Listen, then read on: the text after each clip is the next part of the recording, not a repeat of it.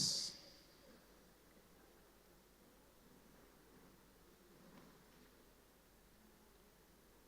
I want to welcome every one of us for being here this afternoon. And I started by introducing the topic to us.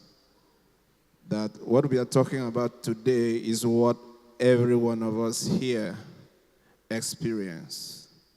It's not just an hypothetical case, but it's a real life experience of every student.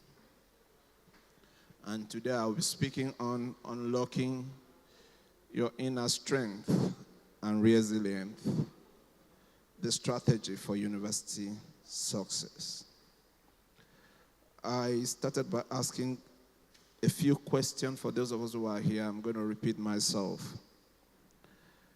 I asked this question that you imagine yourself that you have multiple deadlines. By multiple deadlines, you understand. You have about 4 assignments to submit in a single day. And sometimes the 4 assignments come that you must submit the same time. And I asked this question that sometimes you try also to catch up. You are trying to meet this 4 assignments. You are doing everything. Then as you are doing this, your system collapses. How many of us have this experience? You are trying to do your assignment, and as you are trying, you have finished the assignment. While you are on the edge of printing, all of a sudden the system collapses. How many of us have this experience? Sometimes you are expecting thank you. Sometimes you are expecting money to come. You have the deadlines that day, your parent has promised you the money. And somehow, the money did not come. And you still have the deadline. So this just to tell you that these are real life that comes with what? The university environment. And this is what I label as what? The reality of the university environment. And the purpose for our gathering here today will be that we are going to look at 4 basic things. The first is to understand why university feels overwhelming. That's the first thing we'll try to understand. Why university feels what? Overwhelming. The second thing we'll look at is to identify something I call the brain bully. We'll be trying to identify that thing that I call the brain bully, and as I continue, we'll see it, and we'll see how it plays with us. Then the third is that we'll learn practical ways to build resilience. And finally, we'll explore how to build real, lasting strength.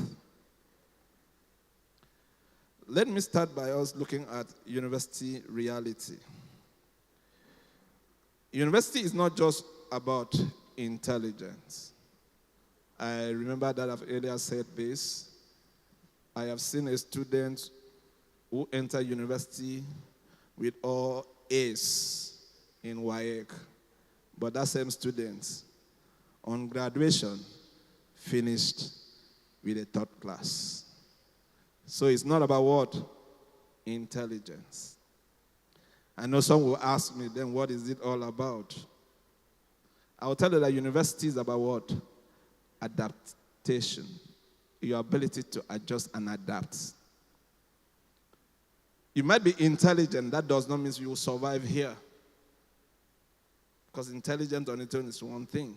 But what makes you survive in this environment and what this environment will build in you is your ability to do what?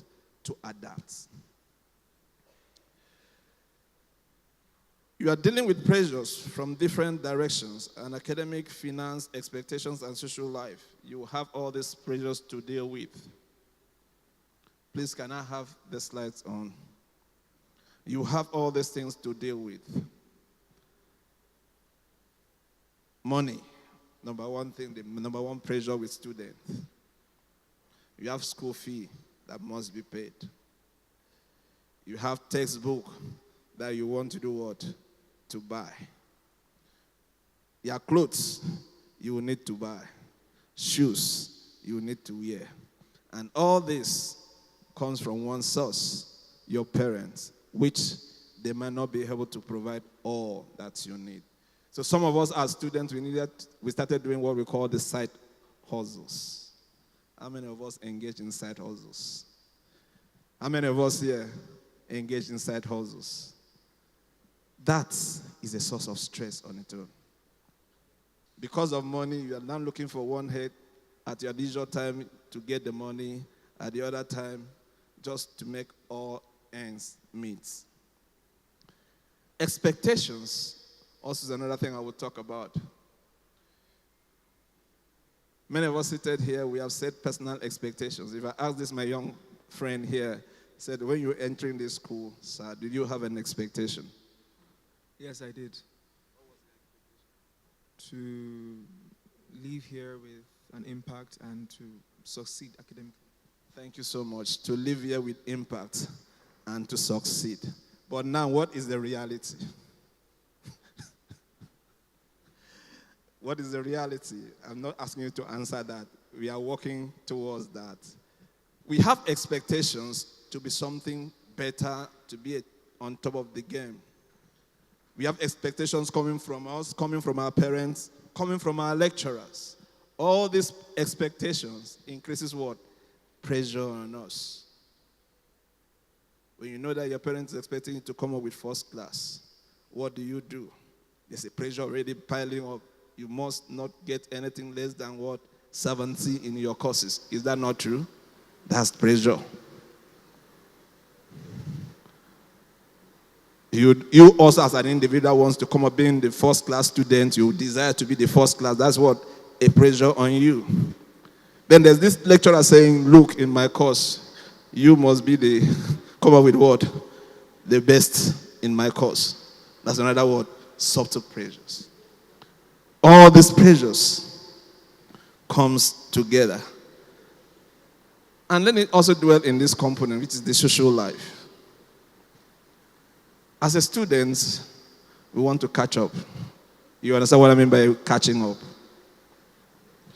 We need to relate with one another. We need to also be at what? Enjoy ourselves. Many of us here spend more time on social media trying to do what? To catch up. All these are sources of stress. The academic work on its own increases stress. Finance at its own. Expectation comes in, and social lives adds to it. These are all university realities. The real challenge is not, can you do it?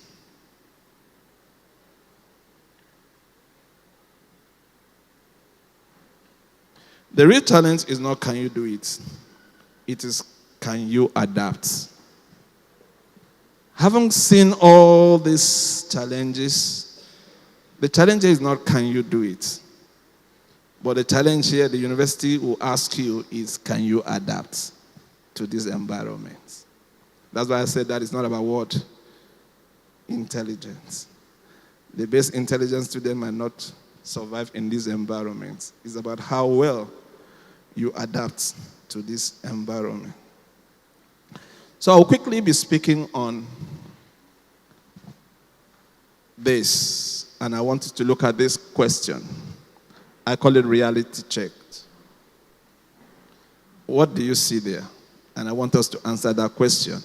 And the format we are going to answer this question is through our finger. We have how many fingers? 5 fingers. This stands for the number 1. Show me the number that reflects your answer to this question. Please, I need you to do this by raising your hands up. Just the fingers that represents you in this question. So what is your finger? Which finger? I'm not seeing them. Let's raise them up. I want to see them. If you are 4, this is 4. I am 4. You're asking why. I came in a lot. I have a lot of stress. I have to pass through to be here.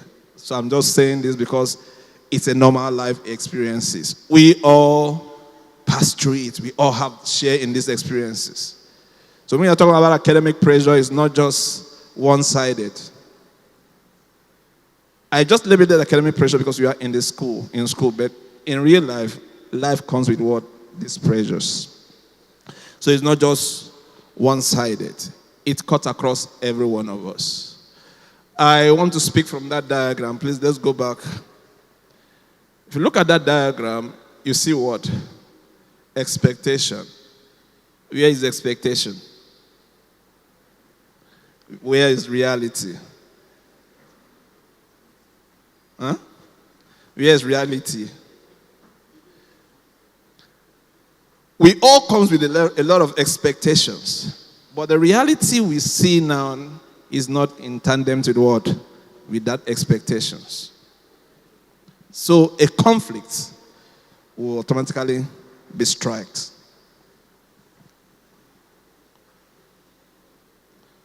So let me quickly ask this question. Which of these challenges represents you? Which of these? I want you to look at it. Which of them? Look at the question I'm asking you.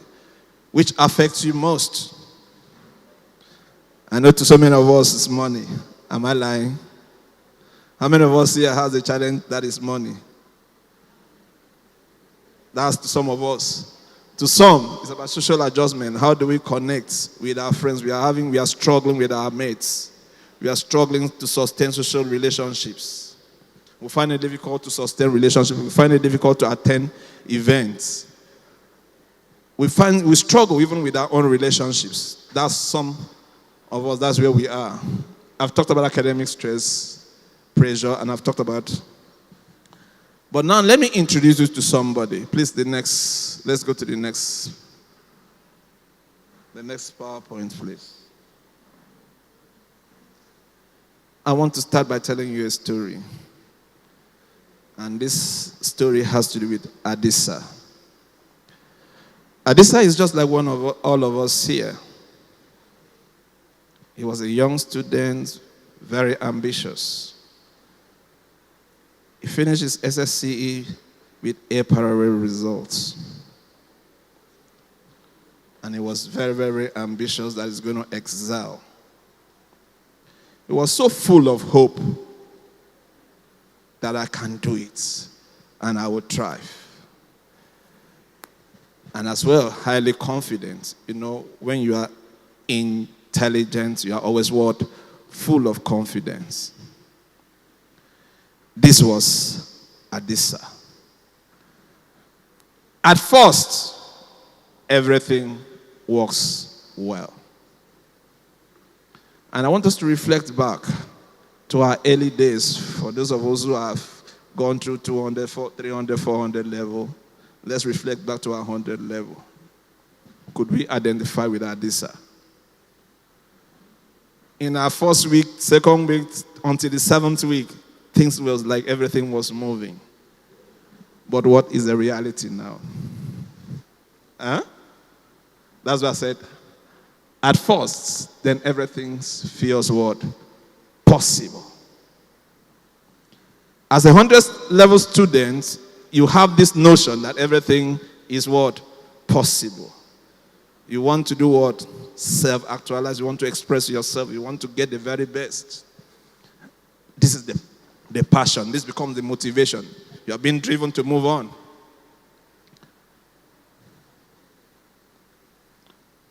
Let's go to the next slide. Then what really happens? You've come into a university system, and the university system have a way of trying to make you adapt. That's the exact training here. The university system does not just test your intelligence, but it's going to test your what? Adaptability. How well can you fit in to the community? So to test this, your adaptability, the university system is going to mount a pressure on you. That pressure is that stone. That man is trying to do what? Work on the system. But there's what? A pressure mounted on him. Now the question is, how well will this man work on this system? Can the man work on that system successfully? What then will the man have to do if he must survive? I'm telling you the reality of university environment. The reality of a university environment is not that it wants you to do what? To succeed. Only what the university wants to build in you is that character, is that value, that morals that you can use to do what? To adapt. So in doing that, they will do what? Load you with a lot of what? Work. Your ability to sell through. That is what we are going to be talking here today. If you look at that student, let's look at him again. He's tired. A heavy load is pressed upon him. For him to survive, what do we need to do? He needs to find a means to pull off that stone away. But without that, things will never go. Why is he on that position? Work increases. The workload increases. If you listen, when you are entering 100 level, they started doing what? Pampering you. They give you what? Lighter courses. As you progress, what happens? They keep doing what? Expanding and loading you up. What do you think they want to achieve? Adaptability. That's why the system is structured that way. They will increase the workload. And what happens? Because the workload as increases, something is going to happen with the confidence. What will happen to the confidence? It begins to drop. And I will tell you why the confidence begins to drop. As we progress, stress builds. The stone on head of this man is pressing this man, and their deadline this man must meet. What happens there? A stress is built up. Because the man cannot sit well to work, and as much as the man do not work, what will happen? The workload will keep increasing. And what happens? Pressure will come in. And when this happens, what happens to the reality? Doubt sets in. Doubt begins. Because the stress that sets in, you are struggling with yourself, you cannot move on. The next thing is that you begin to doubt, will I be able to graduate as a first-class student? Do I have some of us that have this question? We are asking ourselves this question. Will I be able to graduate as a first-class student? Will I be able to make it in life? These are the realities of the university environment. So doubt sets in. And silently, the mind starts to fight itself. Please look at what I'm saying there. When all this happens, the mind begins to do what? To fight itself. I can do it, but workload are increasing. I can do it, but there's what? Stress, you are tired. So the mind begins to do what? And as the mind fights itself, that's when the doubts begin to emanate. You begin to doubt yourself. Let me quickly continue with the next slides. This sets in. And this man is what I refer to as what? The bully, the brain bully. What do I mean by the brain bully? The voice in your head. How many of us knows that there's a voice in our head? How many of us here knows that there's a voice in our head? That voice keeps telling you things. How many of us has had that experience? That voice keeps telling you what? Things. What does the voice tell you today? Please note. The voice always tells you things. And that voice will never tell you things good about yourself. What does that voice do? It will point to that negative part of you. That thing you will feel you should achieve, but you have not achieved. That's what the voice will keep telling you about, pointing to you. And that's why I refer to this voice as a bully. It's trying to do what? To bully you.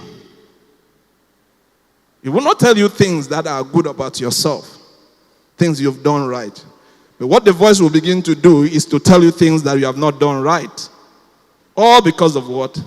He wants to bring you under its or his control. As you are seated here, he's telling you something. The voice never ceases to talk. At every point, it will keep telling you something. Why? It's his duty to do that.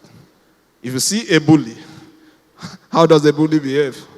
Anything that comes his way, you always want to do what? To intimidate. Is that not the characteristic of a bully? This voice wants to intimidate you. This voice wants to subject you under his own control. But the question is, are you going to accept and bow to the voice? Allow me to tell you that sounds like you. That voice inside your head sounds like you. But it is not what? The true. That's not the true you. The voice sounds like what? You. But that is not the true you. That voice that keeps telling you will fail sounds like you. But that is not you. That voice that tells you, I am not good enough, sounds like you. But it's not you. That voice that tells you, I am a failure, sounds like you, but not you. But the greatest mistake most of us made is that we accept this voice to be us. And once we do that, this is where the pressure really starts. This is where the resilience begins. And that's why in every of your academic life, you will come to this point. There is no man, even as you are progressing, you will always come to this point.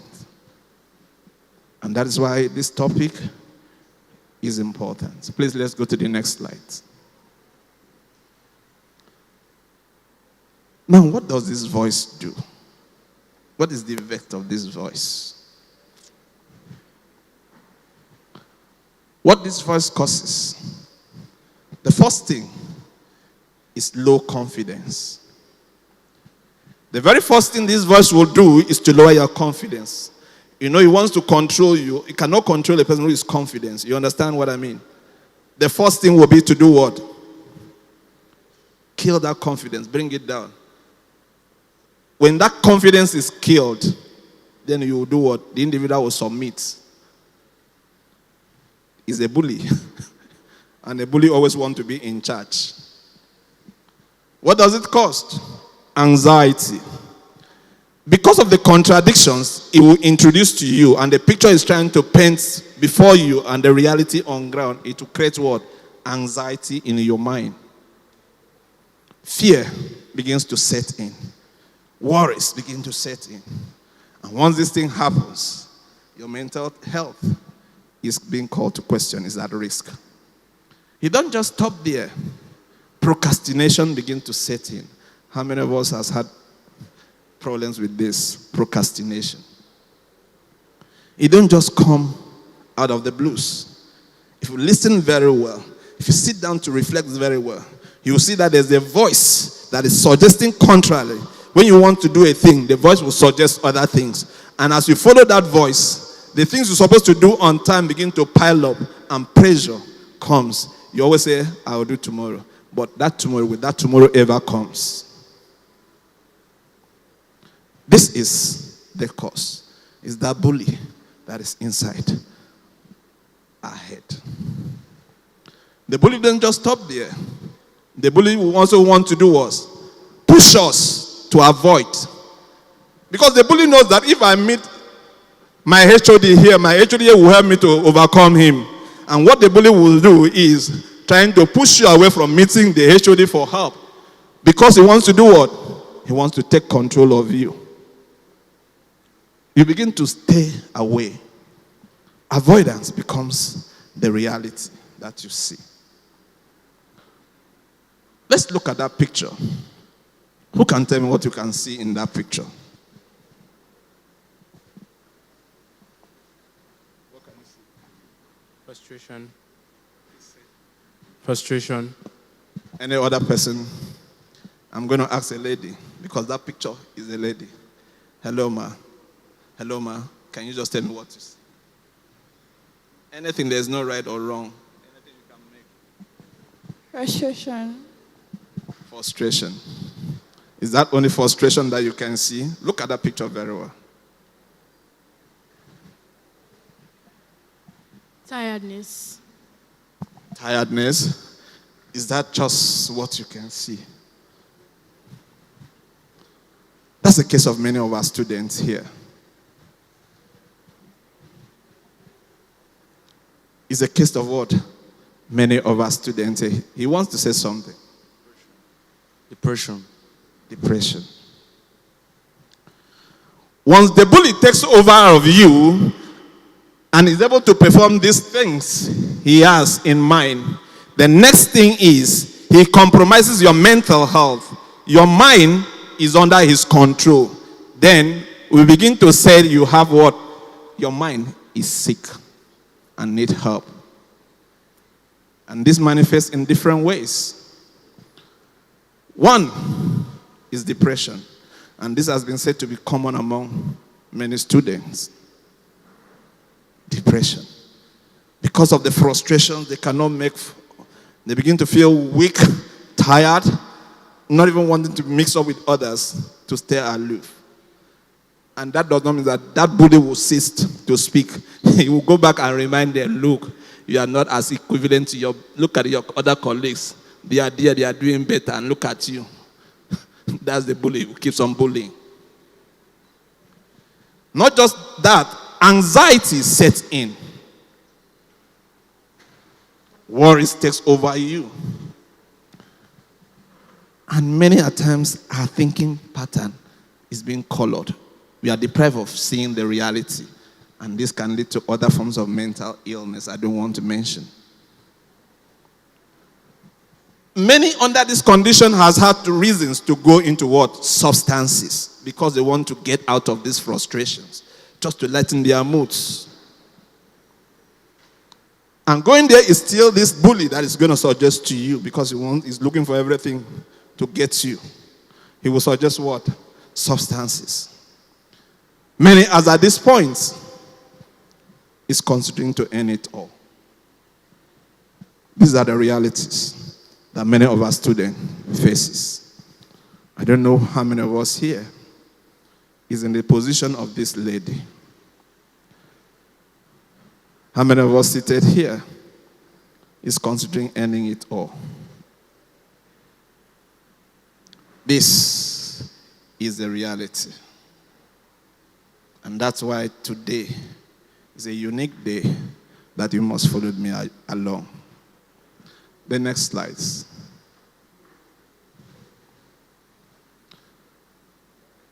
Do you want to remain where you are, or you want to move forward? This is what I refer to as the turning point. Adiza get to that melting point. Frustration, things were not moving, everything was not working. And Adiza has a decision to make. Either to live in that frustration or to come out of that frustration. So today I will be asking this question. Which way forward? Are you planning to live in that frustration and allow that bully to take control of you? Or are you ready to try again? I want you to reflect on this question and try to answer it within your mind. There's always a point. Many at this point wants to give up. And by giving up, they do something funny. They terminate their life. Many as at this point has gone to do a lot of things that naturally they wouldn't have loved to do. They go into substances. They feel that because life does not worth living, so why should I care? They begin to live a reckless life. It's all about the function of this point. The decision you make goes a long way to determine what you become off. Please, let's continue. Next slide. And as at that point, this is where this topic comes in. Resilience. Aliza was frustrated. Aliza has come to the point of either to move forward or not to move forward. To help Aliza move forward, he has to do something. And that is what? Resilience. So I want to ask this question. What does resilience mean to you? What does resilience mean to you? Okay. I feel resilience is like something like recovering or not wanting to be put down, something like that. Thank you. Recovering from setbacks. Any other person? I want to take a male this time around. I'm trying to be gender specific. So you bow down your head. Can you answer this question?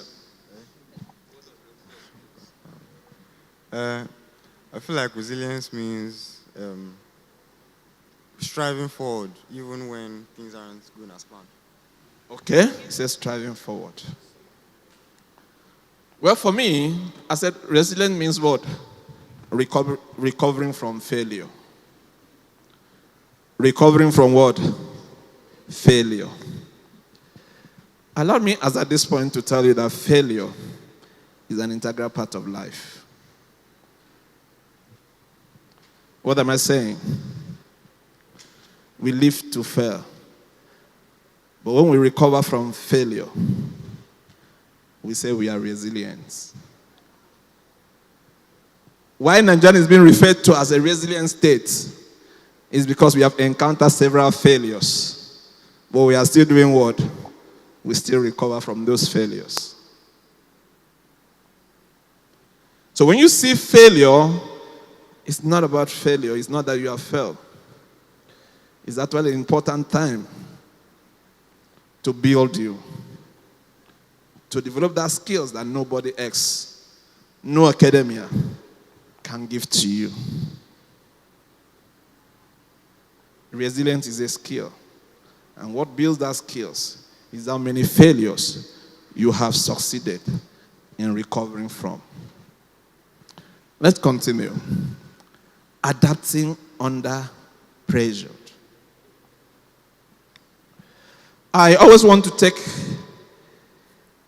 borrow from a scripture.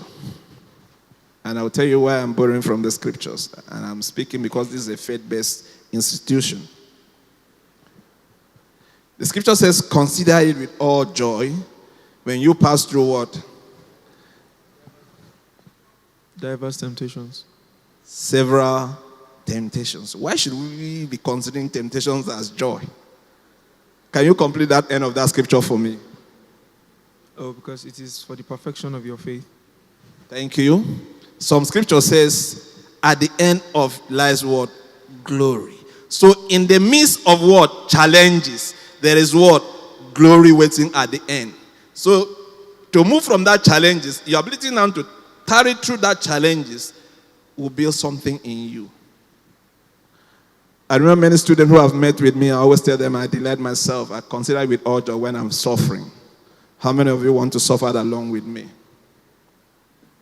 How many of us here want to suffer? Anyone that wants to suffer? Nobody wants to suffer. Let me ask you this question. How many of us has known Ajegunle very well? Ajegunle in Lagos. Consider a child that is brought up in that environment and a child that is brought up in Lekki. The child in Ajegunle, his parents cannot afford to give him more than a gari in the morning. Kuli to support. But the Lekki boy has the money to eat what? Spaghetti, shawarma. It's there. Now, when you put these two people, who is better? Then they ask you. These two people, which one is better? I need an answer. Huh? Somebody's telling me it depends on what. Please give him a mic. I said it depends on the context. Who is better? In whatever context.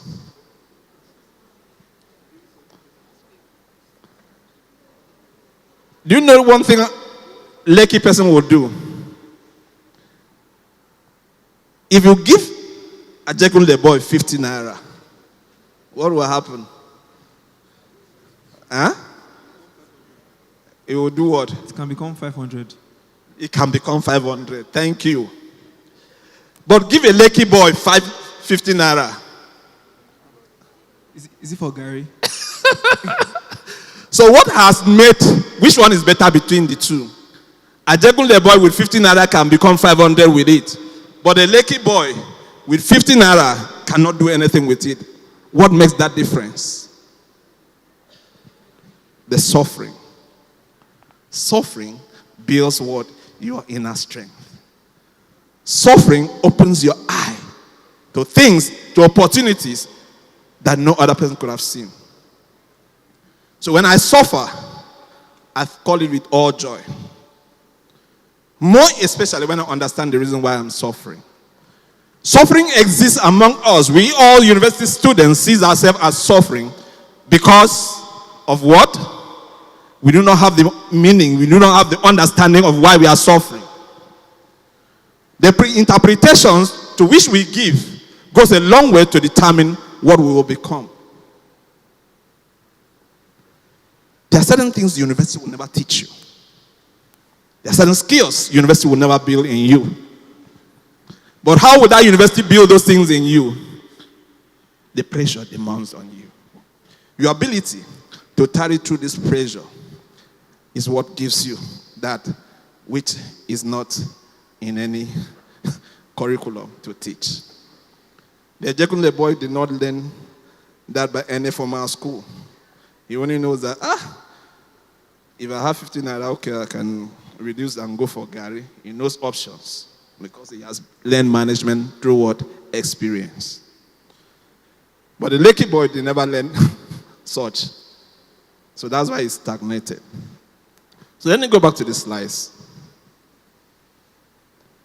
Adapting under what? Pressure. Let's look at that picture. What do you see? You see a stone, a big stone. Imagine that man there standing to hold that stone. How long do you think he will be able to stand to continue holding that stone? That is what we mean by adapting under pressure. The stone wants to push the man away, but the man is still there. He's not running away. That's what I mean by adapting under pressure. The man continued despite what? The difficulties. To roll that stone up is going to be a difficult.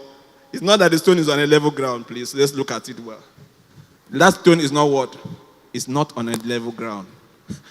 It's on a hill. To roll it up is a difficult task. Because as it's rolling, the stone will be rolling back. So he has to struggle between what?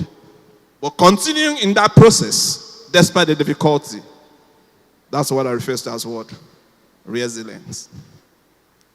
Setbacks are not ending. They are what? Transition. When you have a setback, they are not an ending to your life. They are actually what? A transition. And what do I mean by transition? What does a transition mean? A stepping stone. A stepping stone. What leads you to the next?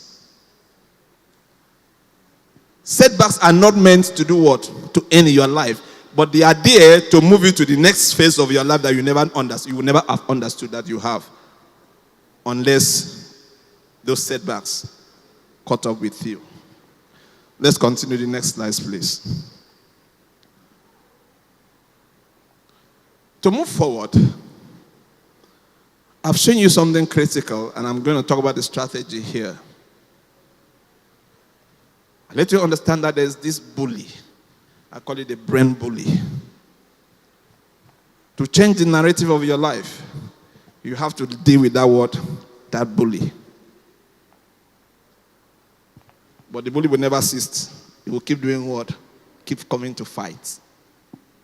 So that's why I said what? The mindset shifts. For you to move forward in life, there must be a mindset shift. And what do I mean by the mindset shift? It's changing the narratives. What are the narratives you are giving to your life now? In the midst of these pressures, what are the narratives? What are the interpretations you are giving to it? To move forward, that narrative have to be changed. And to do that, an example is there. I can't do this. Must be changed to what? I am learning. What's the difference? There are two separate mindsets here. If you look at the diagram, one of the mindset is what? A fixed mindset. This mindset believes and holds on to everything that he has ever had.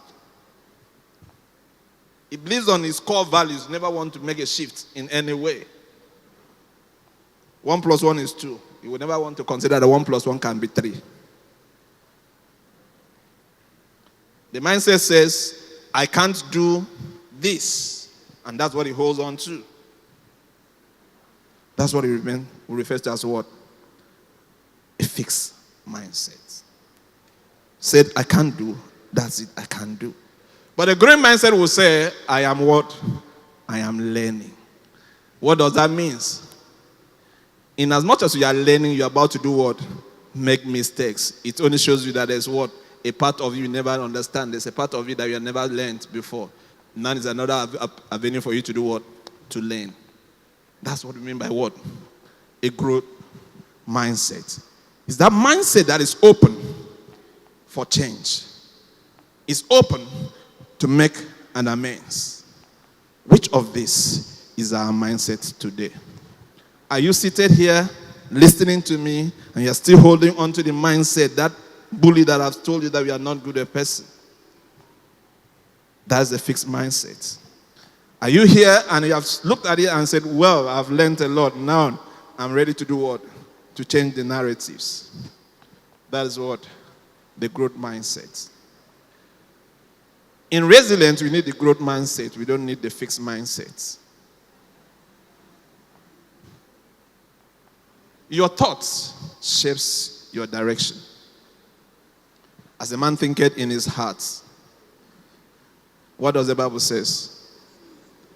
Out of the abundance of what? Out of the abundance of the heart, the mouth speaks. What are you saying? Is a function of your hearts. And listen to me and listen very well. Your life will never change from what you believe and what you think you are. The scriptures can never be broken. It's not a cost. But the Bible says the scriptures cannot what? Be broken. That means if you want to do something differently to make something better for your life, there's a need for what? A switch of that mindset. The growth mindset is what refers to as positive thinker. The fixed mindset focuses more on the negatives. They always see the disadvantage of things and the fear. They try to avoid the consequences. But a growth mindset will say, I don't care about the fear, it's about the experience. Let me do what? Give it a try. Which of this mindset are you here with? Please, let's go to the next slide. Next slide. I'll tell you one thing that is important, which has to do with your mindset as strategy.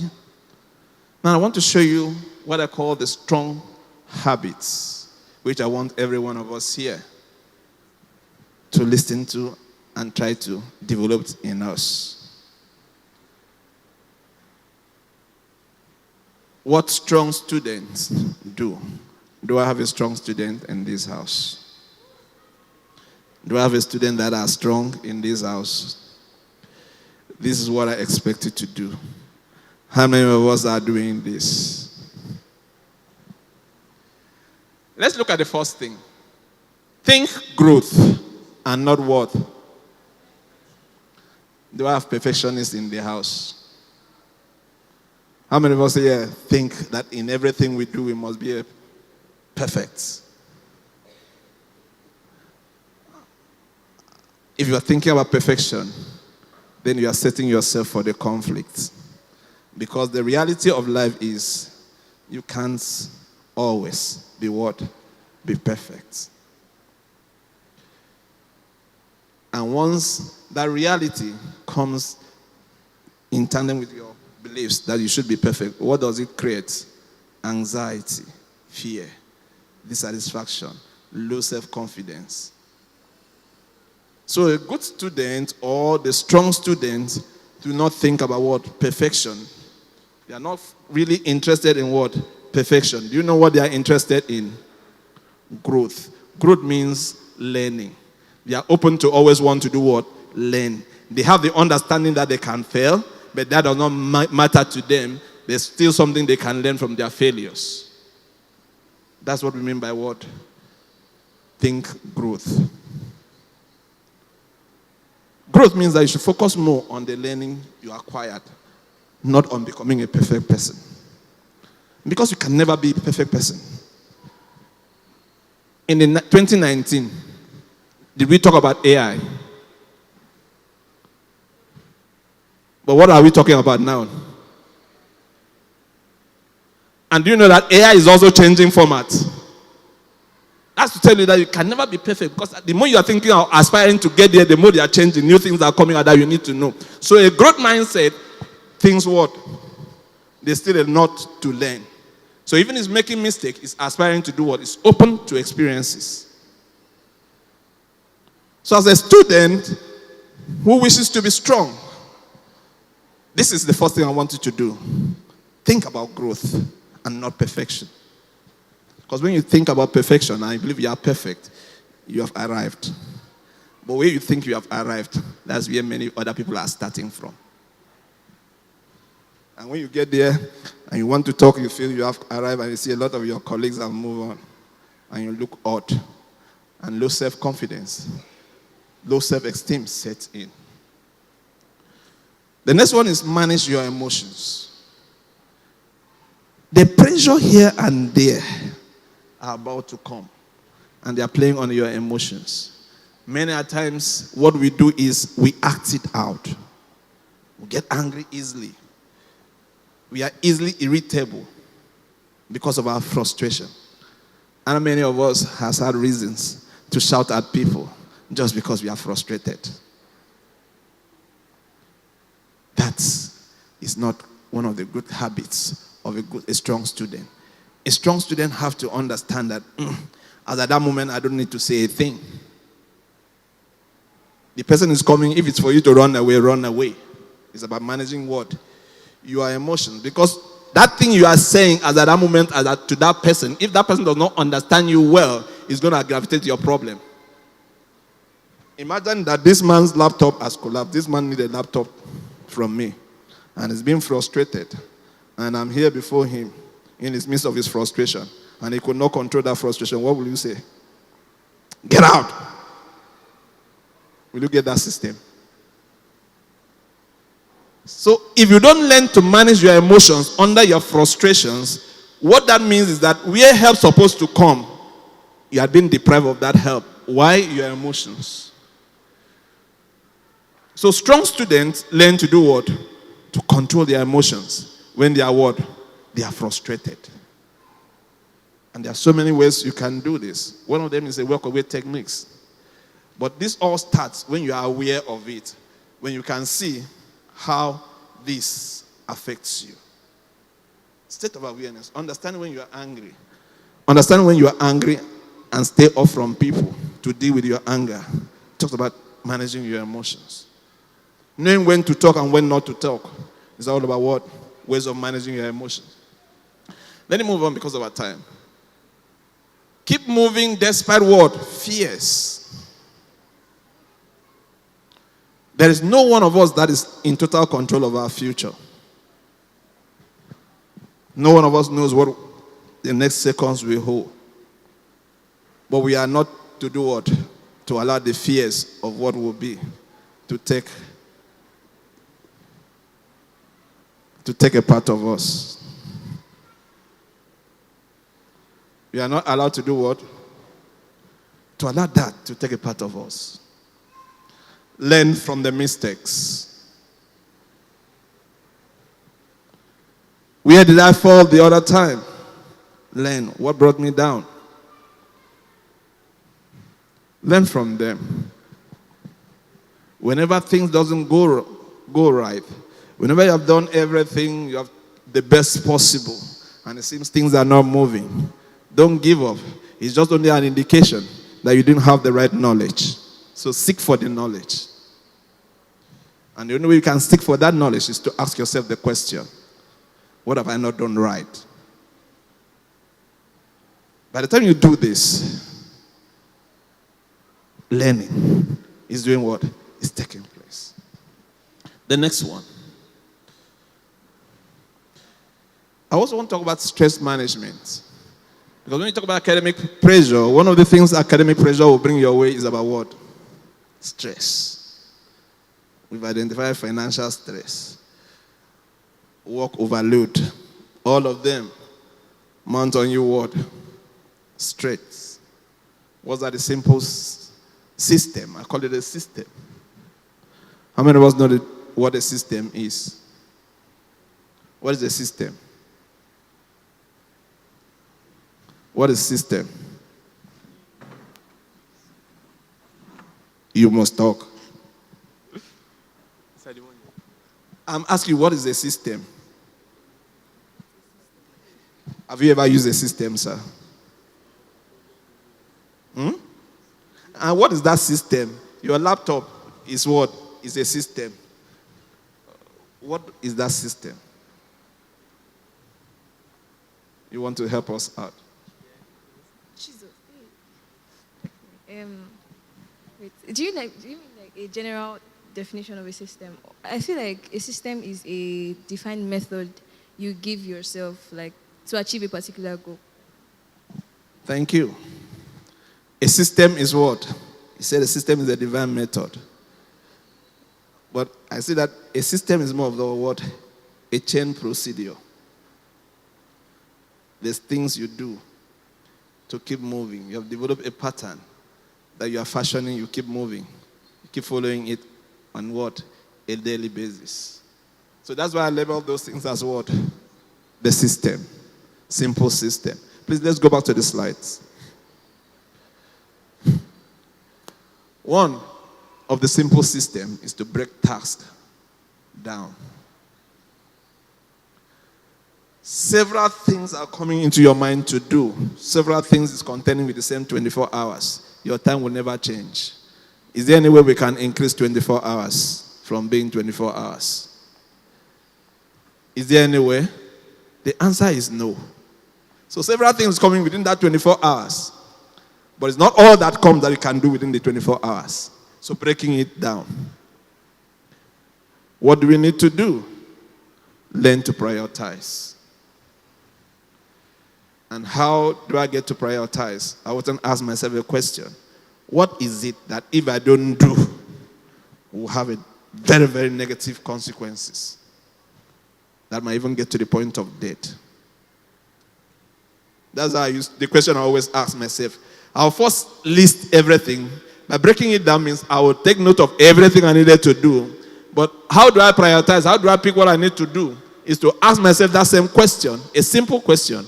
What is it that if I don't do it now, life might go? That will be the number one thing I will be focusing on. Now, whenever I'm able to pick that number one thing that I want to focus on, I don't just go into it anyhow.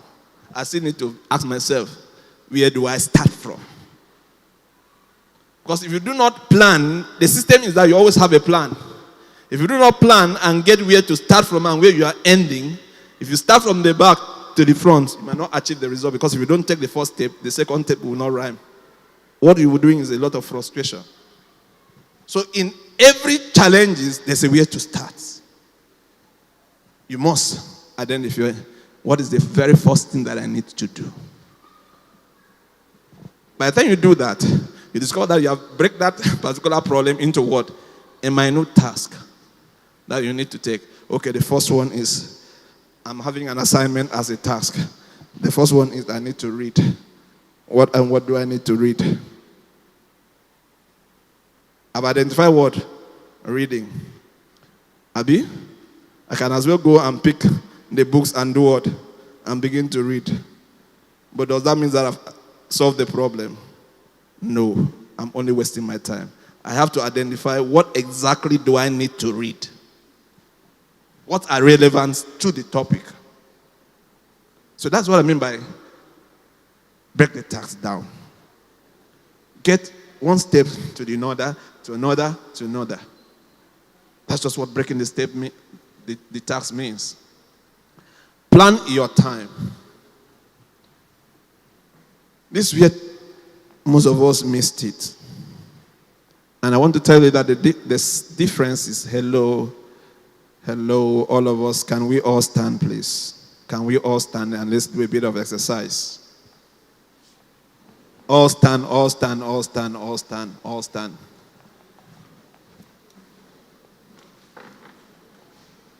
All stand. I know we have an hectic day.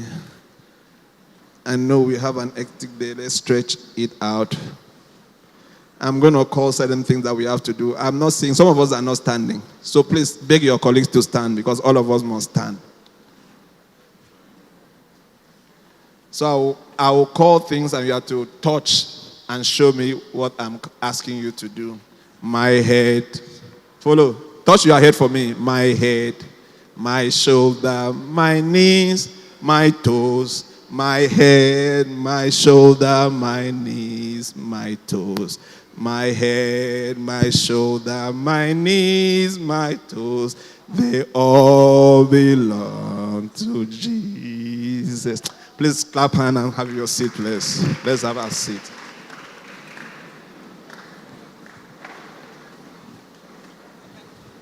I hope we are back. Please, let's continue. Back to the PowerPoint, please. So planning your time. Planning your time means that your 24 hours has minutes. Am I right? In your 24 hours, in every hour we have what? Minutes. In every minute we have what? Seconds. Allot those times adequately. So planning your time means that you should have a daily schedule. You should do what? Have a daily schedule. In that schedule, all what you intended to do for that day, book them up and give them time. I will need to do an assignment. Okay?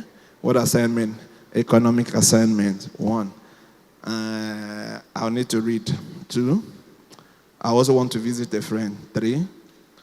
I have some messages I need to send. 4. What am I doing?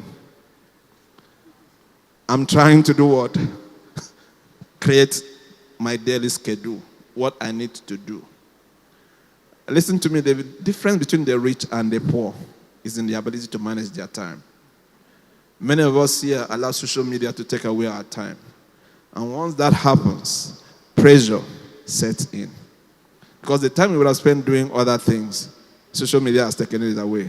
And that time will never wait for any one of us. Deadline don't just become deadline.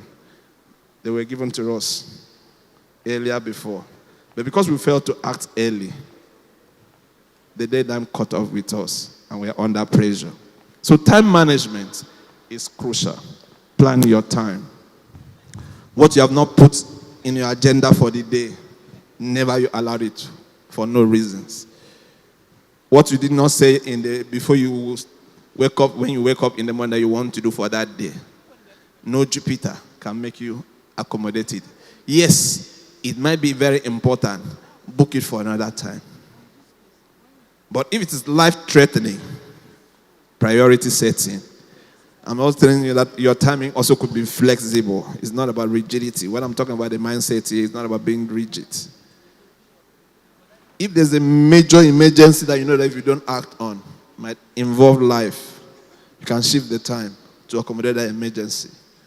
But merely you are shifting the time, you have to go back and return, do what? Adjust the time. Adjustment of the time may be there. Look, ask yourself, of all this, is there anything I can move to the next day? That's what it means by planning what? Your time. And when you plan your time, it means you should be disciplined and stick to it. I've seen so many of us saying, I will read economics today. But that day passes by. That economics you say you will read, you've never opened. And one social media text that you never expected falls in. WhatsApp, a friend started charging you, WhatsApp this, and that has consumed you. 1, 2, 3 hours, you are there. And after, what do you think will happen? Pressure. Because there's always a demand placed on you by the university system. So plan to manage your time. Plan your time very well. If you can do this, you will beat most of the pressure the university system will push on you. If you can learn to say no to some of your friends when they want to visit you at that odd hours that you know you don't have the time for them, it's going to go a long way to help you. Staying disciplined to your time. If you look at the top CEOs, you cannot stop them on their way or by the way and say, sorry, sir. What will they tell you? What will they tell you? They will tell you, okay, can we see at a certain time? Please call me. What is it trying to tell you? You are not part of my agenda for the day. Because you understand what they need to do. Because if they don't do what they need to do within the day, a pressure is piling on them. The next thing I want to talk about is start early. The assignment that has been given to you for you to submit in 2 weeks. Don't allow that bully that will tell you that there's still time. The bully will come and tell you there's what? Still time. You can always do what? Do it tomorrow. The tomorrow may never come. So immediately the assignment is given to you. Start what? At the same spot. Start working on every project, every assignment as early as what? Possible. Don't say this one is 2 weeks, the other one is 1 month. Because till that time expired, you will not know. And once it's becoming too close, you are choked in it. Every assignment gives you time frame. Do we observe that? They always give you time. And that time they give to you, the lecturer would have looked at it, okay, the most dullest student would have finished this assignment within this time frame. They will never give you an assignment that is not commensurable with the timing. But what happens that makes that assignment become a pressure thing on us is because we never start early. We always believe that we have the time. That is the mind, the bully telling you that. That's one of the effects of the bully. So you need to discipline yourself. The strategy for managing stress is to do what? Start early. When the assignment is given to you, start doing that assignment, that same spot. If you can get one material for the assignment, get it down. If it's one sentence that is coming that has to do with that assignment, write it down. It's bit by bit. As you are doing that bit by bit, what will happen? Before the deadline, the whole thing about the assignment is within what? Your disposal. But when you keep that assignment till the deadline, you rushed. You're subjecting yourself to stress. So start early. Everything they give to you, start early. That same day, start the assignment. Stay consistent. I've talked about staying consistent means that you must be what? Discipline.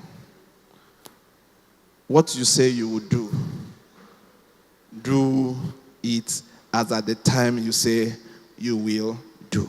Is that not consistency? Set out to read your book between 5 and 5:30. I'm reading economics. Let it be that 5 and 5:30, you are reading what? Economics. Let it not be between 5 and 5:30. Okay, I can take government now. That is not consistency. So staying consistent means that you should discipline your system. And look, these systems do what? Create success. It always builds that connection that brings about success. Not what? Pressure. When you're able to develop a good system, what that good system will do, it will do what? It will bring about easy success. If you look at a networking, you know that A could do this, B will do that. You know who to, everybody's running their parts. It works together. Before you know it, there's no pressure. Everything moves and we achieve a lot. But once there's no system, nobody's doing what to do at what time to do, what happens? Pressure sets in. That's why I said systems. Next slide, please.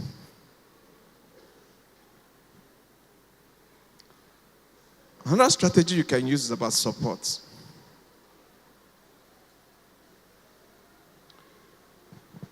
If I pull this man alone, have I been able to pull him out? Sit, sir. Thank you. Now imagine that this man's hand is joined to her. Her hand is joined to the other person, and all the hands are chained together. Can I pull him out? That's the strength of support. One person, but when there are many, what happens? That becomes a strength. With him alone, I can pull him. But when all of you join hands together and you become one, it's not easy. That's the power of support. When pressures are all over, if all students can work as a team and help one another, the pressure ceases to exist. If I know that a maker will need this material for his assignment, and a maker understands that Nkechi will also need another materials, and Nkechi understands that Ada is somewhere, and Ada understands that Tolu, what happens? The assignment becomes what? That's the power of support. You can get support from your friends. Talking to your friends. See, support will never come if you don't talk. And one thing this bully will do is to tell you not to talk. He will start pointing to the reasons why you should not share your problem with others. That, they will make jest of you. That's the lie of the bully. So when that bully suggests that into your head, tell that bully, yes, they will make hell of me. That is their own, but I will still see somebody among all of them that will come to my help. It is not true that everybody, 100 or all of us seated here, that we are all bad. Is that true? But this is what the bully will suggest. Is it true that all of us seated here, we are all good? We will see a fragment of good and bad existing together. But you cannot know until you do what? Speak it out. They want to make jest of you, good. Don't give in to that bully that will tell you, this man is going to make jest of you. Go and share this problem with another friend. If they share, that's not your headache. Your headache is to get the problem solved. Once you get the problem solved, you move on. But you can never actualize that if you keep it to yourself. The bully will want to make you avoid connections. So you need to learn to do what? To fight against the bully by getting yourself connected. And one of the ways to connect is by what? Communication. Speak out of your mind irrespective of what the situation is.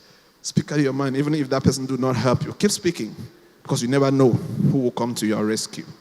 But if you keep it to yourself, help will never come and you will die alone when your helper is just by your side. That's what really happens when you do not seek help. So your friends, your peers, all of us here in the same faculty, though we come from different departments, but if we can stay together as one and see each other as in a journey that we need to survive and move ahead, I'm telling you there's no amount of stress, there's no amount of pressure university will place on us. We will do what? We will thrive. When Ade is hungry, he knows that there's Tolu that can offer him what? Food. Ade will not necessarily go and start bothering his head about what to eat. He will go to Tolu, sorry, I'm hungry. What happens? The pressure on Ade becomes what? Lesson. So Hunger, food is not what? It's stress to Ade again. But imagine if Ade doesn't want to tell Tolu, what will happen? He will keep being stressed by what? What solution is by his side. To share your plan with your colleague, it doesn't matter. Not everyone will share your vision. They will use it against you, no bad. But once you get your solutions and you move forward in your life, they will come back to you and ask you, how do you do it? Your mentors and lecturers are also here. Sometimes you find that there are some issues you might not want to share with your friends. There are people that are up there that have the knowledge that can be your help. Learn to contact them. Seek help where you need help. Your family also is another. There are some issues, challenges you might not want to share with an external body like your lecturer or your mentor. Your family, which is your own very source, could be there to help you. I'm showing you that there's a whole lot of support that you can derive. You knowing which way and when and how to contact them is important. There's some support you get from what? Your family. There's some level of support you get from what? Your lecturer. For instance, you are struggling in your assignment. Meanwhile, there's a lecturer who has the understanding that can tell you, okay, this is how and how you can go about it. But you have not gone to discuss with this lecturer that, look, this assignment, I do not understand. Pressure comes because you do not want to share. Many of us here are of Christian faith. But how many of us has been able to share challenges with our fellow brother and sisters? If there's nothing they can do, there's a confidence that somebody is doing what? Somebody is praying for you. Isn't it? That gives you what? That inner support. Even if you cannot do anything, you will share some word that will do what? Motivates you. You will say certain things that will do what? Lighten your spirit at that moment and gives you the energy again to thrive. So faith support is also another thing. When I talk about faith support, it's not just you going to meet your pastor or meet your brother.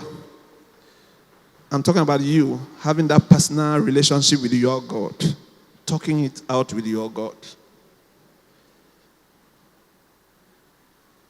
Faith cometh by what? By hearing. And hearing by what? By the word of God. The word of God will not make meaning to you if you do not sit, if you do not have that personal relationship with him. By the time you sit down with him, he begins to open up the word and begin to share and liken the word to the challenges you are passing. That automatically becomes the relieving factor and gives you that assurance that I am with you. Though you are passing through what? How many of us has read that psalm? Though I walk through the shadow of death, what does the scripture says? I will fear no evils. How many of us here believe in that? If you believe in that, then there's no pressure of life that will frustrate you. Faith support. Your personal encounter with your God goes a long way to serve as an encouragement. You see some brothers and sisters, when they are passing through stress challenges, they go in and they begin to worship and they begin to pray and they come out stronger. Faith supports. So when I'm talking about faith support, I don't want to dwell more on your pastor or dwell more on your sister or brother in the church. But I'm telling you that your personal experiences with your God can become another source of support.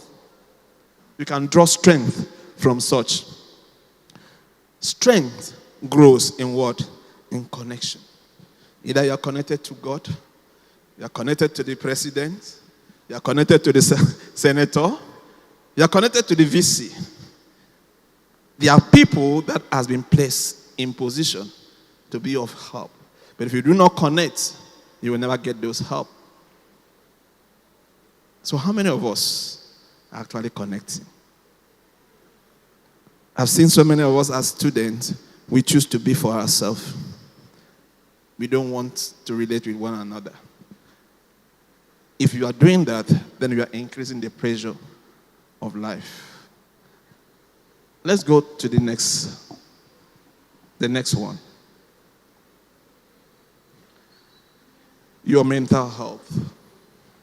Please, what I'm talking about is tips. I'm picking each of the challenges. I'm giving you tips on each of these things and what you can do to move on with your life. Hello. Hello, sir.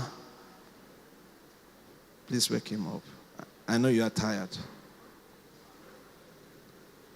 I can see that many of us here have issues with my number one point. What is number one? Sleep matters. Your mental health is the most important thing that you must cherish.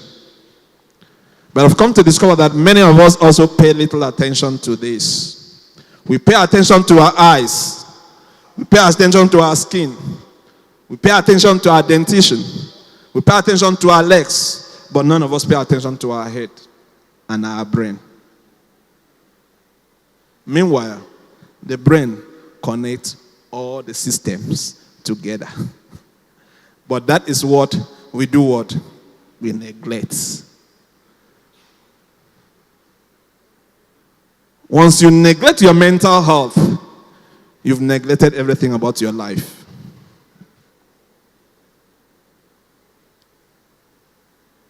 I do see a lot of things. I see students who walk and say, you want to see a doctor, they will go and see a dentist, they will go and see an automation. But I've never seen a student that walked and said, I want to see a mental health professional.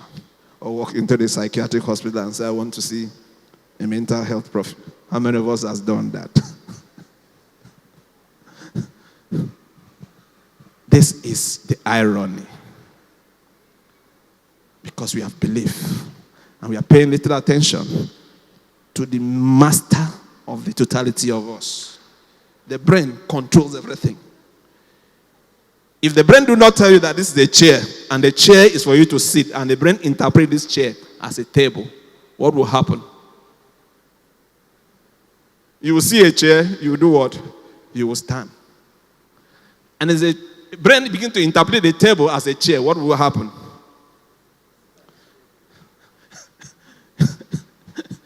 You begin to sit on top of the table. I'm showing some different forms of abnormality the brain is going to be doing. What is interpreting? It is the brain that is interpreting. The brain is seeing this black and it's telling you, this lion skin. This man seated here is what? Is a lion. What is telling me the interpretation? It's my brain. What do you think I'll begin to do when I see this man? Then which should I pay more attention to? Is it my ear or my brain? So how many of us here as students pay attention to our brain? That's what I refer to as your mental health. Sleep matters.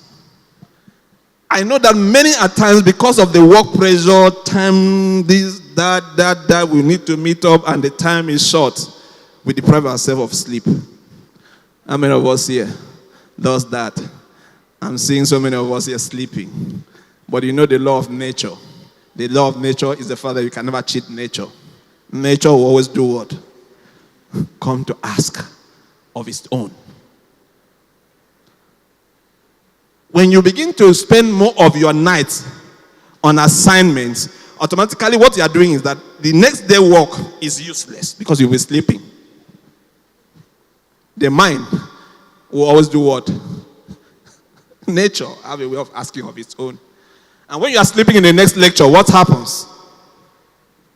Another pile up. You are trying to solve one. Another one is doing what? He's piling up. That is the irony, and that is the mistake you do when you deprive yourself of sleep. You are piling up work. Because the next day work will pile up. Why am I saying this? If you are truthful to yourself, you find out the next, once you do assignment or you do sleepless night, 1, 2, 3, the next day you begin to do what? You are easily agitated. You feel what? Confused. Am I right? Your concentration level becomes what? 0. All what your body will be telling you is what? Sleep. And you'll be struggling. You go inside the classroom. All what you do at next 5 minutes, you do what? What have you achieved for that day? All because you were trying to sacrifice deadline to meet up. Please, when you want to sleep, sleep. It's part of your mental health. Because if you don't sleep, what you do is the brain relax when you sleep. So when you don't sleep, what you do is that you keep the brain what? Active. Imagine you putting on an ignition of a car, an engine, and let it to keep running like that and you never switch it off. What will happen to that car? Huh? The battery will die down. Aside from the battery dying down, what will happen to the engine? It will overheat. And once overheats, heating setting, what happens to the engine? It will crash, it will stop. That's what you do when you deprive yourself of sleep. You are trying to drive the brain and keep it active when the brain is tired. You don't want the brain to, when it gets to the state of what? Overheating. The brain will do what? Will forcefully rest.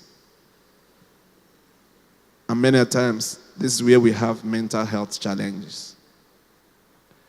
And when mental health challenges manifest, it often starts with what? Sleep problems. So please, in all you do, endeavor to do what? To sleep. Don't let any assignment take away what? Your sleep. Because any sleep taken away from you is a pile up. Because the body would demand of you, from you, in another cost. So you're piling up that cost. Sleep is important. So create time to sleep in the midst of your challenges. And when you sleep, what literally do, what you would have spent 2-3 good hours on, within an hour, because the brain is refreshed and it can work at a faster rate than what it is when you have overworked it. So what you spend your night doing, go and check those assignments. How best are they compared to the ones you do when your mind is at rest? The next one, please, the slide back. Rest is essential. Rest is what? Please give yourself a treat. Give yourself a break. It's important. I can see somebody's laughing at me. I don't understand. If I really understand, I will not talk about rest. Listen to me. If you fail to rest, the time you think you are utilizing, go and check it out. You are deceiving yourself because that is not what the full potential of what you would have achieved. You have made that time out for you to be happy with yourself. So taking out time for leisure is essential. When I talk about rest here, it's taking out what? Time to do that thing that gives you that joy. It boosts your energy. It refreshes you. Not all the time you're focusing on book, trying to crap. You get tired. You get bored. You get to a time your mind will never work. But when you take rest, is you engage in that activity that will do what? It reduces you of whatever stress. It helps you to do what? To forget about that academic pressure, number one. It calms you down. And when you go back to that pressure, you can be able to tackle it headlong better. So when you are reading, it's like you are not making headway. Take a rest. Close that book and take a walk. After 5 to 10 minutes, go back to that book. You find out that what you have struggled 20 minutes trying to grab, you might be able to grab it in the next 5 minutes after you have braked. Am I lying? So stop punishing yourself by depriving yourself rest. Rest is an essential part. The next one. Breaks improve what? Focus. I've said this. When you rest, it's like taking a break. And when you break, by the time you're coming back, it improves what? Your focus. If you keep seeing and watching this thing over a time, get to a time, it becomes what? Blur. When you take your mind off, you take your eye off and come back, what happens? The focus does what? Comes back to it. If you keep focusing on your system over and over for a longer time, what happens? It gets to a time, the whole thing becomes what? Like blur. But if you take your eye off for some minutes and you return back to it, it helps you do what? So that's what breaks helps to do. Your mental health affects your performance. I've said this earlier that as a man thinketh in his heart, so is he. This is the word of God and it cannot be broken. Sometimes I look at these things and say, God, why do you have to say this? Why didn't you allow us room by deleting this? Because you have already signed on it that whatever we think is what we become. So what you think is what you become. If you think that this boy, this guy here, or this man here is not what? A good person, will you ever relate with him? Will you ever walk to him? When you see him, what will you do? Huh? I want to hear the response. When you see him, what do you do? Huh? Japa. But is it true that this man is actually a bad person? This is what I want to tell you. Your performance of running away is a function of what? You are thinking. So your mental health affects your performance. A tired mind believes negative thoughts. When you are tired, whatever comes to you is what you hold on to. Because your mind cannot process that thought rationally. You cannot begin to say, where is the other thing? Because the mind is already tired. So whatever comes into the mind, it accepts it. So the tired mind does what? Believes all negative thoughts. Please, the next slide. Allow me to talk about setbacks. For the fact that you are here, you have passed your exams, you have passed that test that you failed, does not mean that there's not another failure in front of you. Somebody will begin to see me as an apostle of a failure. Setbacks will always come. I've told you that they are transitions. They are meant to build you. As you think you have arrived at a particular point, the setback will come to move you to the next point. So always expect that setbacks will always do what? Comes. For the fact that you have moved on, you are doing well, does not mean that tomorrow you might not go down. Setbacks will always come. It's just a transition to tell you, look, guy, it's another level. You need to do what? You need to move. That's what setback comes to do. It's just to tell you, guy, you have tarried long in this mountain. Now is the time to do what? To move forward. That's what setbacks are. Adisa fails again. And failure do happens. And it will keep happening. Till you pass on, failure will keep happening. But that failure is not to break you down, but it's only to tell you it's another moment for a learning experience. So when this happens, what do you do at this time? The first one, and the most important, reflect. By reflecting is, ask yourself the same question. What have I done wrong? Or what have I not done right? Oh, the last time this happened, what did I do? It's still about reflecting. By reflection, you are trying to learn from what? The previous experience. Because you need to bring the previous experience into the present one. So when you are faced with setbacks, the first thing you need to do is to do what? Reflect. What is different this time around? That's reflection. You're trying to test out, to identify where the problem actually is. It's not for you to get angry and get frustrated and get jittery and get anxious about the problem. But it's a time for you to actually sit and ask yourself, what is the difference this time around? The second thing is about what?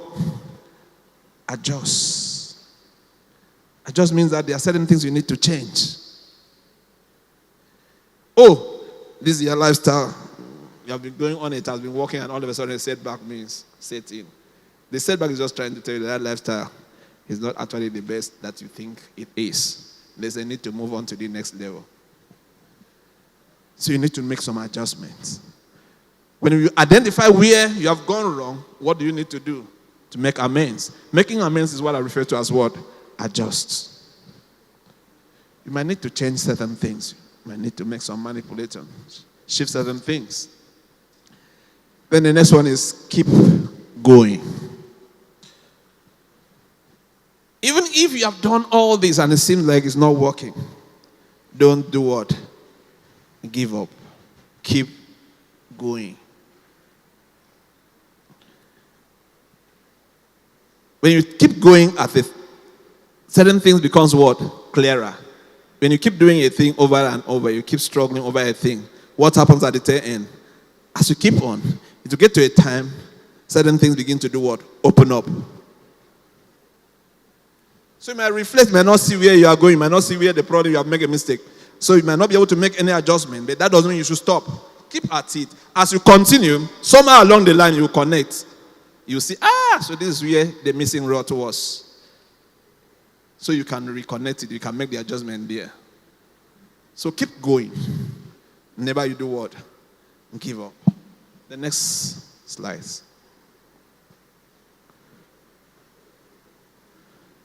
Reframing. Reframing is one of the skills that I want to learn. And why am I talking about reframing? Change the meaning. If I want to ask you today, what is the meaning of suffering to you? Who want to answer that question? Who can tell me the meaning of suffering to you? I need somebody to answer that question. Please just give the mic to anybody that your heart pleases with. Give the mic to anybody that your heart pleases with, especially the ones you see sleeping. Look for the one that is sleeping now and give the mic to. Please take the mic, take the mic, take the mic. There's no right or wrong answers. There's no wrong or right answers. Okay, do I have any bold individual? I'm not marking you, it's not exams.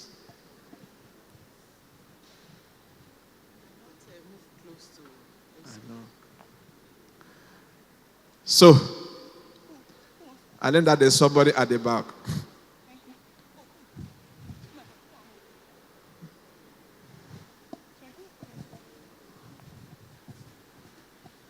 So what is suffering to you, Ma?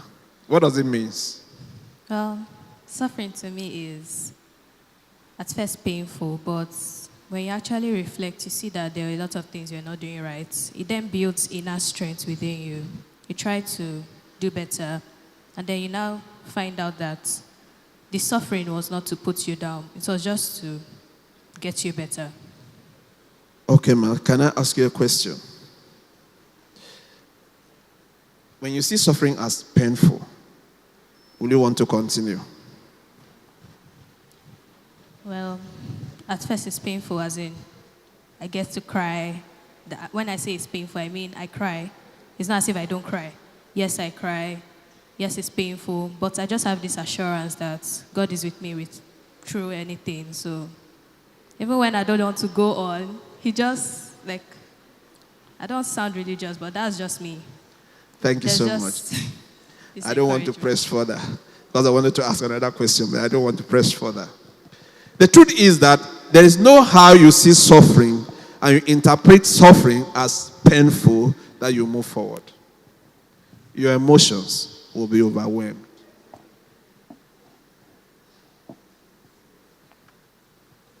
That's what I mean by reframing. Change the meaning of suffering. Change the meaning of so many things that you are holding. Failure. What is the meaning of failure to us? Please give another person the meaning of failure. Huh? Okay. Failure. You want to try? Please give him the mic. All right. To me, failure means that you didn't get it right, so you should try again. Thank you. Reframing. Failure to some means that's the end of their life. Is the meaning. You need to do what? To change this meaning. Change this narrative that you have given to a lot of words, a lot of things that happens around you. Let's look at an example of what I've put there. Please, the PowerPoint again. Failure, I said, is what? A feedback. What does that mean? Failure means that I have not done well. It's communicating across to me that I have not done well. Am I seeing it as an end? Am I seeing it as I'm not good enough? Failure is only telling me that this is my score script. What I think I know, I have not known. So it's a feedback. Meaning that there's what? A room for me to do what? To improve upon. So if you are here, you are feeling that you are a failure, reframe it. You are not a failure. Reframe. I talk about delay. What's my reframing for delay? Though that thing is not happening now, does not mean that I'm not growing. Things are happening. It's adding up. It's only that it's not yet where? It's not yet feasible. That's what I mean by what? Development. When things doesn't go well, it's not coming the way I want it to come, at speed I want it to come. Doesn't mean that it's not coming. It's only that it's adding up. When it gets to the level you want to be, it will come to what? Maturity. Before a pregnant woman give birth to a baby, the fetus exists and was not there. Nobody ever discovered it. But what happens? It's tarried there for a period of what? 9 months becomes what? Before it becomes what? Feasible for an eye to see. So when there are delays, doesn't mean that changes or something is not happening. Something is happening, but you cannot just see it. A development is taking place, but it's not what? It's not yet feasible. That's my interpretation of delay. Because I interpret delay that way, that means I can do what? I will keep at it. I will be consistent because I'm seeing that something is happening. How many of us built a house in one day? For a house to be feasible, what happens? What block will add to block?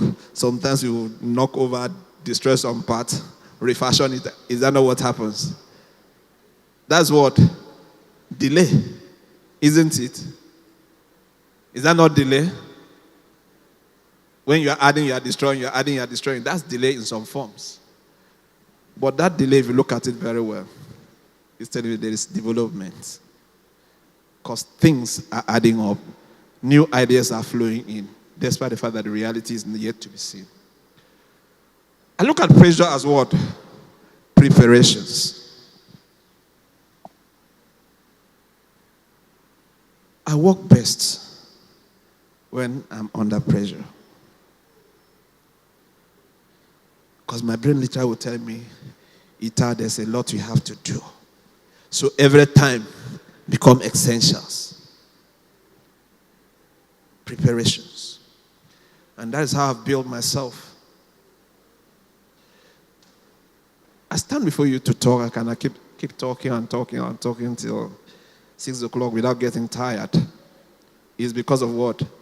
I have learned it. I have been talking. Because I have kept talking and I faced it, I never give up as at that stage. It has prepared me for now. So when pressure comes your way, is what? Is a preparation. It's preparing for something higher. So don't give up. Meaning the times what? Determines motivation. The meaning you give to things will determine your motivations. So please, you need to reframe. You need to change some of the meanings you have given to your life situations in order to determine what? The motivation. Because with that meaning, you will not be motivated.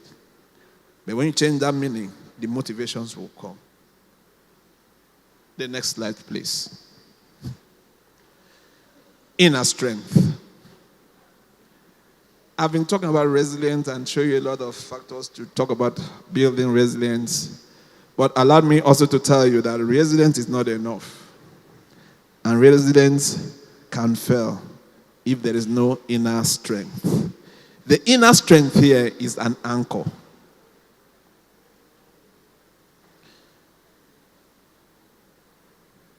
Yes, I can do it. You keep at it and things are not working. Without the inner strength, which is an anchor, listen to me, your resilience will fail. And what do I mean by inner strength? Going deeper.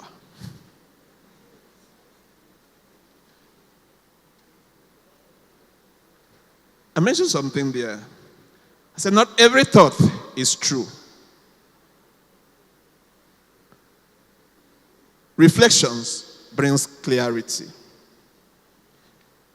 Your inner strength comes when you reflect. Your inner strength comes when you understand that not every thought is true. Hope sustains resilience. But hope will never be if there's no inner strength, the deeper part of you.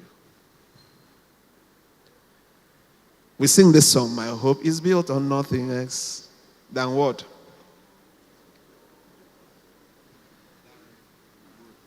Than Jesus' blood and righteousness. Than Jesus' blood and righteousness. So Jesus' blood and righteousness is an anchor. Are we together? I can do all things through Christ that strengthens you is an what? An anchor. Listen to me, you keep trying to push and push without an anchor. It will get to a time you become what? Tired. But when there's an anchor, that thing is you clinch on and hold. So when the going is tough, that anchor becomes what? The thing that sustains you. That's what I refer to as an inner strength. Strength is both internal and anchor. Internal is what we refer to as what? Resilience.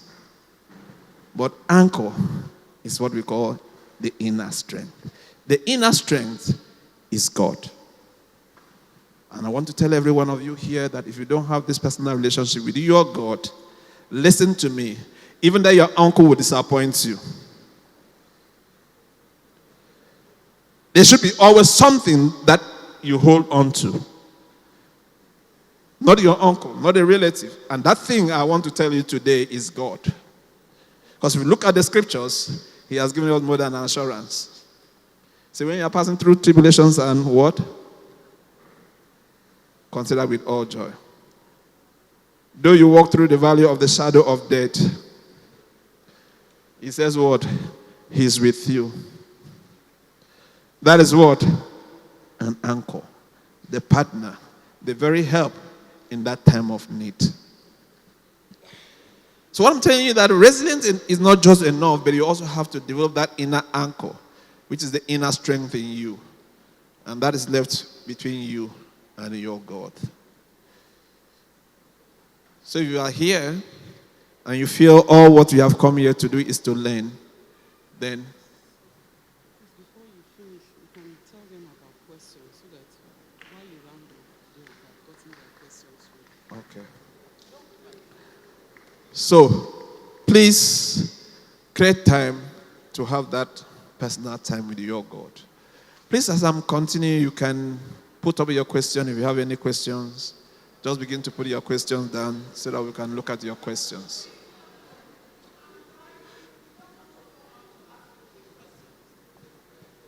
If you don't want to stand up to ask questions, you can write. We did that at the first session.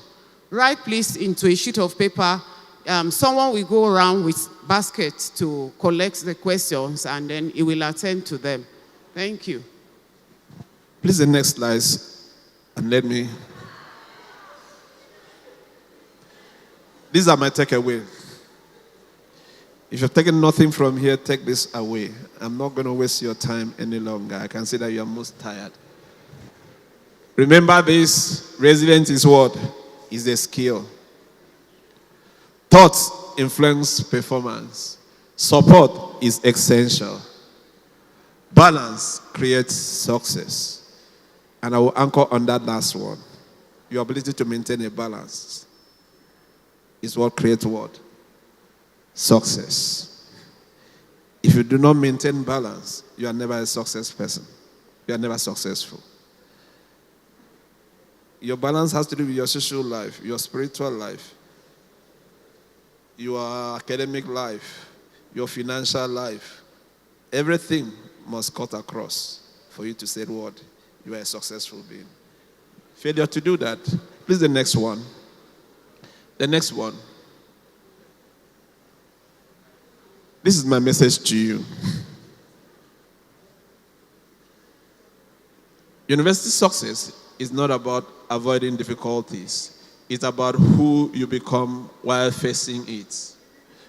You are passing through challenges now. What you become after these challenges, that's what university success is all about.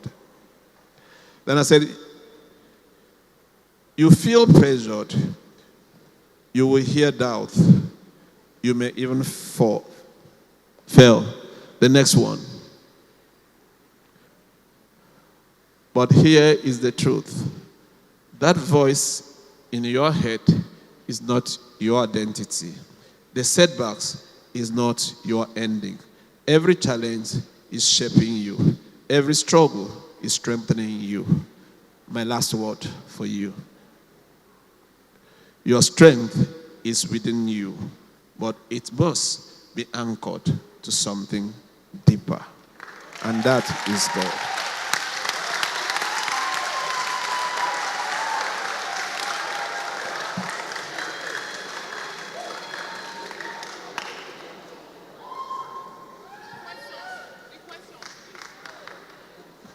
All right, let's put our hands together one more time for our next lecturer. So with this response, I believe there will be so many questions.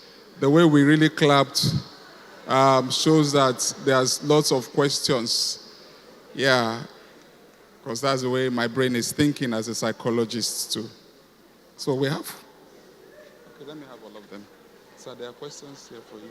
Bring them out and give them to me. Just give me.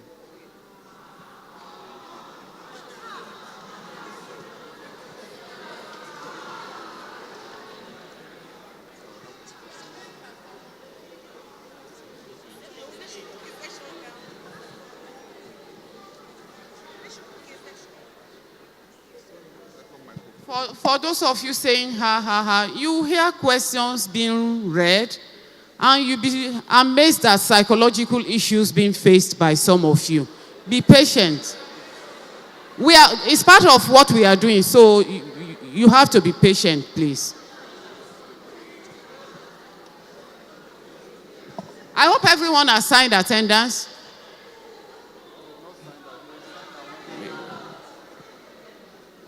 And let me just seize this opportunity to say it now. Is around tomorrow for morning session from 1 p.m. to 5 p.m. He will be at the psychological services in the health center where you can go and just onboarding and speak with him one-on-one. And then on Thursday too, 9 to 5. Tomorrow is, because we have morning session, is 1 to 5 p.m. tomorrow. On Thursday, 9 a.m. to 5 p.m. and then he leaves on Friday morning. And you'll be surprised at issues being faced by people. I'm sure some of you are privy to some challenges that your mates are going through, including the issue of wanting to commit suicide and a host of.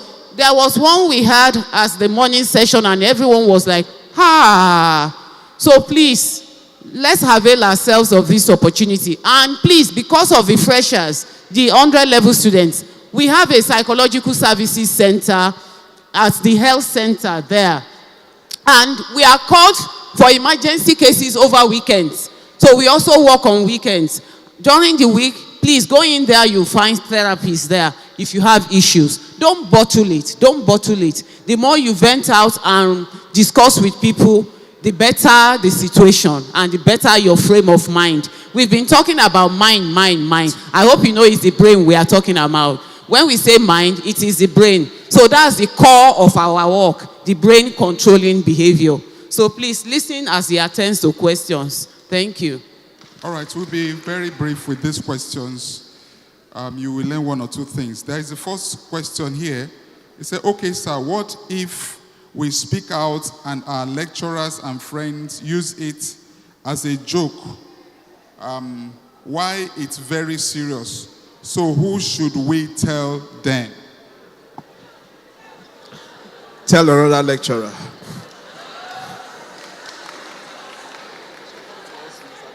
Then, if you cannot tell another lecturer, there are professionals available within your school. And if you cannot still tell your school system, there are other professionals outside your school environment. But the truth about it is that you must keep talking about it. If you keep it to yourself, it will swallow you. But if you keep talking about it, you will see somebody somewhere that will come to your help. I quite understand your fears, but keeping it to yourself, will it solve the problem? The problem you shared is the problem you have first have what? Solved. And I tell you about your mentality. I've told you that, in 100%, you cannot say all lecturers are the same. They will not listen. Or they will keep using it against you. You will see, out of the 100, you will see one that might do something unique about your case. But if you feel that this is the situation, if you feel you don't want to use your school environment, but I can guarantee you, because your school environment is being handled by professionals, and there's confidentiality in what we say. But if you still don't, there are a lot of other avenues. We exist almost in every health environment. There are private centers you can use to seek help. That would just be my submission. Thank you, sir. The second question is, I have a friend who has both insomnia and not one friend. It's quite confusing because they are unable to sleep early in school, no matter how hard they try. They sleep around 5 a.m. or 6 a.m. when they are meant to wake up at 8 a.m. But then back home, they sleep peacefully. Is there a reason for this, dear sir? And could I get a solution for it? I will only answer that this person should please tell the friend to come around.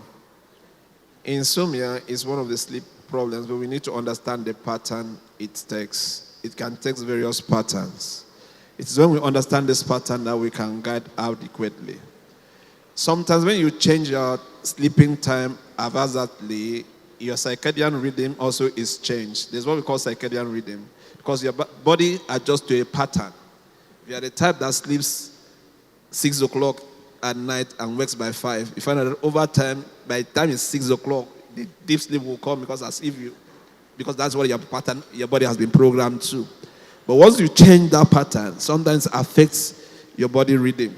So we need to see, we need to talk, and sometimes you might have some emotional challenges you are passing through that can also deprive you of your sleep. So please let that individual see us and we'll be able to advise adequately. Thank you. Thank you, sir. This question says, I have a friend who is depressed, self-harms, and does not eat well. It's more like she finds it hard to eat. And this combo is affecting her immune system and her bone density. I've tried my best to be a supportive friend.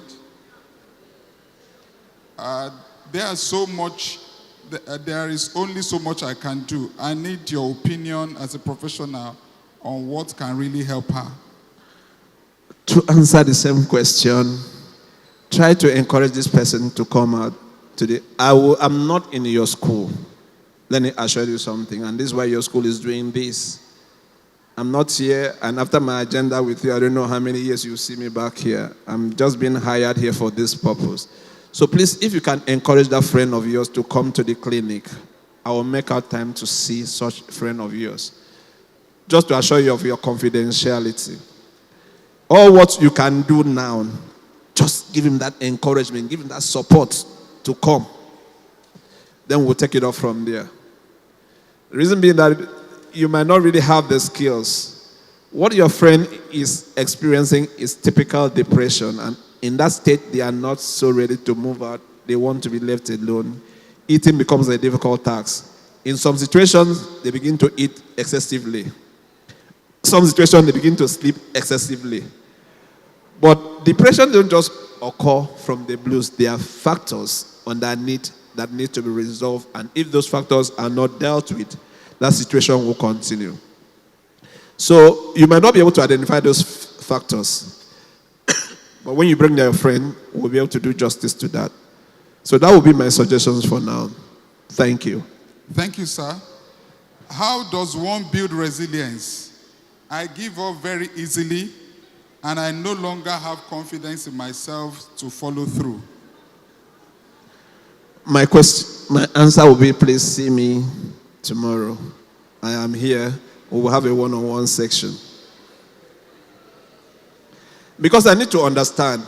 I've shared a lot of experiences which might not really tally with you, so I need to understand your own part so that I can actually be able to advise adequately. So please, you are the one that write this. I want to give you a personal invitation to check out time to see me from 1 p.m. I'm around, and we'll be able to do a lot of justice to this. Thank you, sir.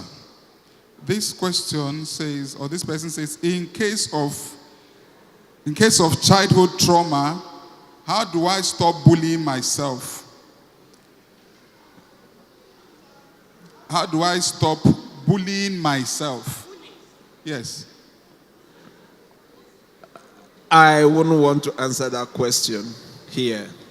I will still give invitation. And I will state why I'm giving this invitation. Trauma is one of the most sensitive things. We need to understand the source of this trauma and help you healed with it. So even if I tell you how you are going to go around to stop bullying yourself, you can never stop until you are healed with that trauma. So I cannot here begin to tell you, do this, do that. Just come and see me. We'll work together towards your healing. And once you are healed, you can deal, the bullying will cease to exist. The bullying you are doing to yourself is like a reaction. It comes as a form of a guilt reactions. But when we understand, we can help you come to terms with what has happened to you in the past. And once that happens, self-forgiveness will take place, and self-love and like will increase. So please, I will invite you to come around either tomorrow or Wednesday. We'll have a great time together, God helping us. Okay, I did not do well in my last result. I don't have the courage to show my parents the results. How do I come out of this depression?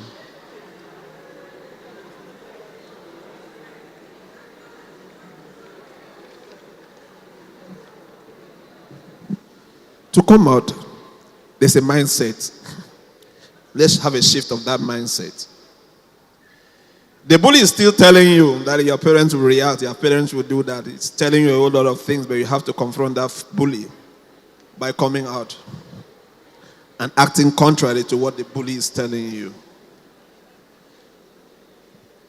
The question is, how long will you continue hiding it?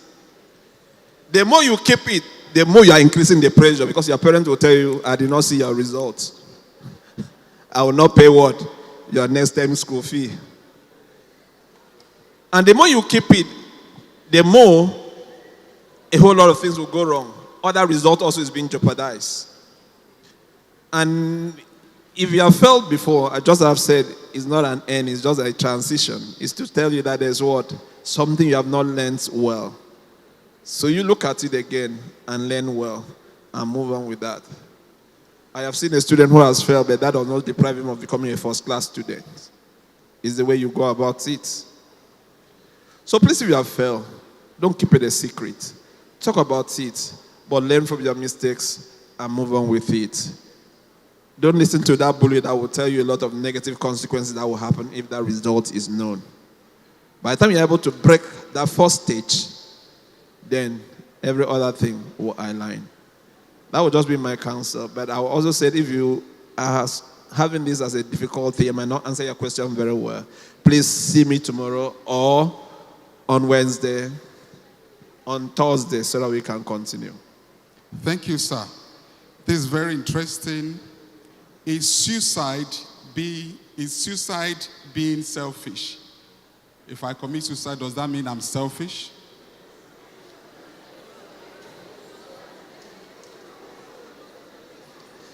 I also want to ask a question. If you commit suicide, does it mean that the problem has been solved? Somebody said yes over there. I set up a tempting question.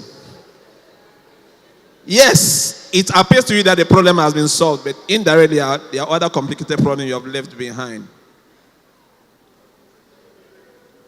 It's not about being selfish here. I'm telling you that suicide is just that you have not developed the strength that is needed. I don't want to say cowards are the ones that commit suicide. I don't want to make that statement. But if you are having that thought in your mind, then I will tell you that the bully is still working. Because for you to consider ending your life up is that the bully is telling you cannot make it and you are accepting the bully, then I will tell you the first step to take, please see us. See me in particular. I'm really interested in this case. So if you are here, everything around you is suggesting suicide, you end it all.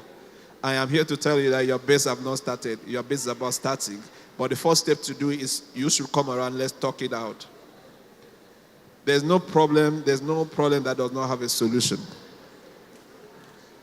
There's a solution to all problems. But the first thing is, don't accept what that bully, called the brain bully, is telling you. He's just telling you the lies. He's making you feel that suicide is the solution. But in actual reality, you've also forgotten that first and foremost as a Christian is against the preaching. 2, when you leave the face of the earth, what happens to your parent? Does it mean that you have relieved them of the pains or you're adding to their pains? If you can look at this, then you understand that what you feel is a solution is never a solution. You are leaving a lot of pains and regret to others. So please, if you are here, you're passing through challenges, setbacks are about to be, it's just to tell you that it's a learning you need to undergo. So please, see me. That will be my answer. Yeah, I was going to back it up that if you ask that question out of the ideation, we call it suicidal ideation, out of the thoughts going through your mind, please, before it goes, see him. And we are also here. We are also here. But please see him. See him. Thank you. Thank you, my HOD. And what do you do when you feel like you have a personality disorder? CB, see the therapist. Well, look, first and foremost, let me show you one thing. You feel does not mean it is. So that's why I said, see first the professional. Let's look at it because what you think might not be it. Let's see. Let's talk. I can't tell you what exactly to do because I don't know the type of personality you are having. So the first step is, let's break it down. Let's see. When we see, we'll pick it up from there. Am I clear? Have I answered your question? Yes, sir. Thank you. Please, it's very important, these questions, you see him tomorrow. Then we have just a few more, maybe 2 or 3 more. When should you rest? Is it when you feel like breaking down? When should rest? When do we, let me take this again. When should you rest?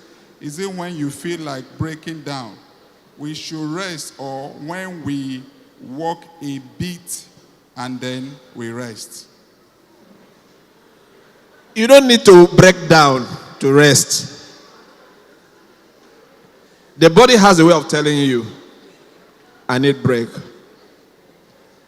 So when you feel that there's that tiredness, you are trying to do a thing, you cannot concentrate. Those are the indicators, the flags that you should do what? Take a break.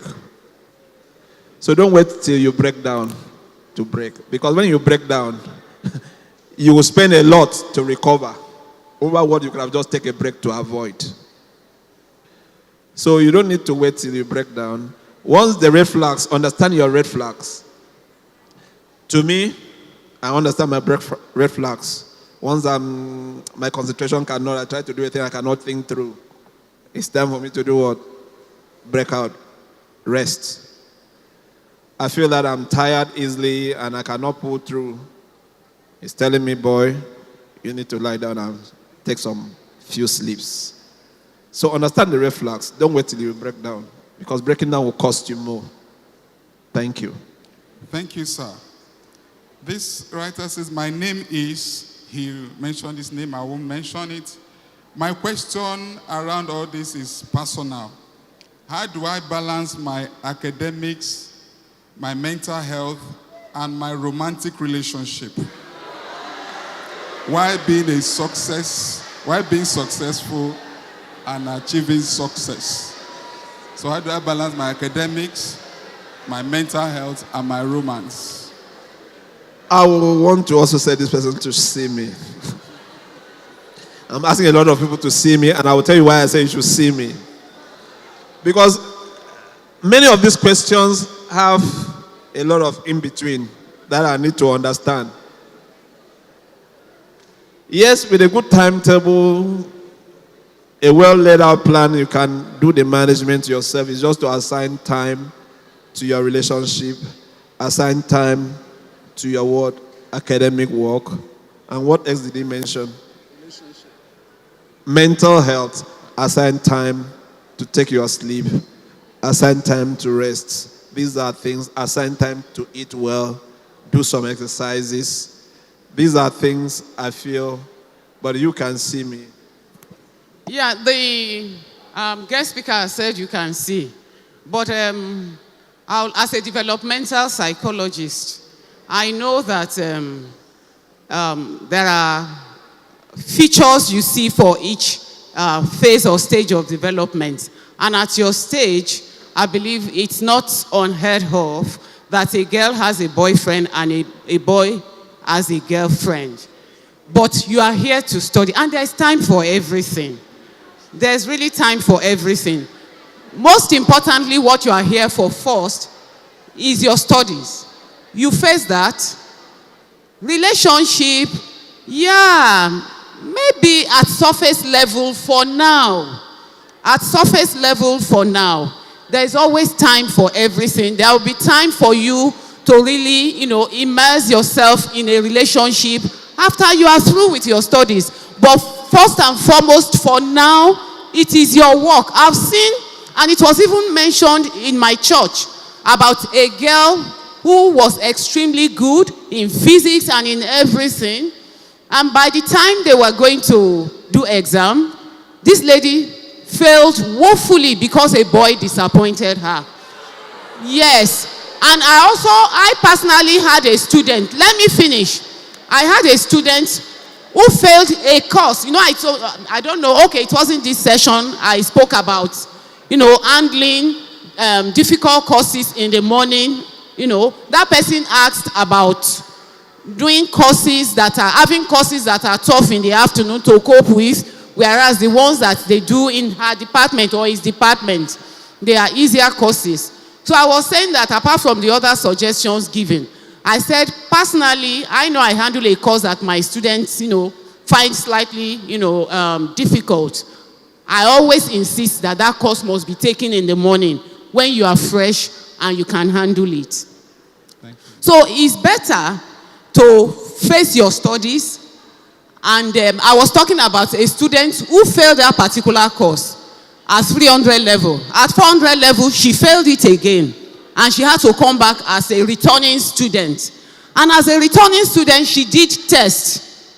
And she failed. I couldn't take it. I had to personally call her. Ordinarily, I didn't have to do that. But I called her and I said, you failed this course twice. And as a returning student, you failed it woefully.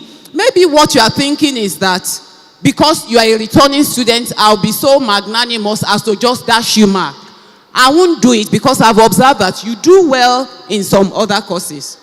So after, telling her this, when they did the exam, I was marking the first paper, the script, I, marked where they did so well, where that person did so well. Ordinarily, I don't go to check for names. I like to be objective in marking. I had to go and look for who wrote that paper or the owner of the script. It was this same girl. She did so extremely well, but that at the end of the day, she had a B. And if she had passed test, she probably would have had an A. So I began to ask questions. And they told me she was a very brilliant student. But unfortunately, her classmate, who was her boyfriend, jilted her. And that was the beginning of the fall of this girl. So why would you allow that? Why would you allow that when there's time for everything? Your studies here first. I know Sigmund Freud said at puberty, there is a sexual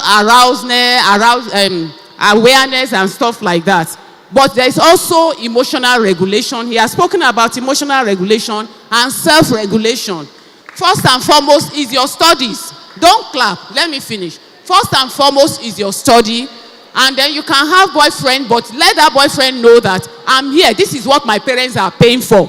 And I want to face it first. And you guard your mental health too, as we have seen today. Thank you, HOD. How do I stop bullying myself when it comes to body shaming?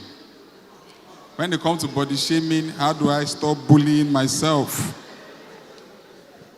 Please see me. See the psychologist. Okay. I know why I said see me.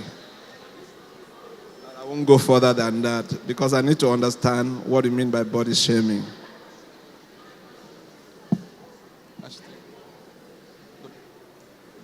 There are two more. So, please see me and we'll discuss from there. All right. Then the next, I have is it two more questions, or two or three more. In accordance to doing things immediately, in as much as someone wants to do that, but gets pulled into other things at that time, making it impossible to do the task at all. How does that person help this attention? How does this person keep their attention on one thing at a time? You can only do that when you're disciplined. Try as much as possible to stick to your agenda. If your agenda today is this and that, please try as much as to stick. Yes, a lot of things will come in between that wants to take you away. But you understand that when those things come, there are distractions. And once you give in to those distractions, the time will fly because the time waits for nobody. So please, planning to how you manage your time, planning your time well is essential. I've talked about this in detail. And I want also to tell you that if you can do this, it goes a long way. I've seen a lot of us, one of the things that we are not disciplined. You say, I want to do A, and on your way of doing A, B comes in, you jump from A to B.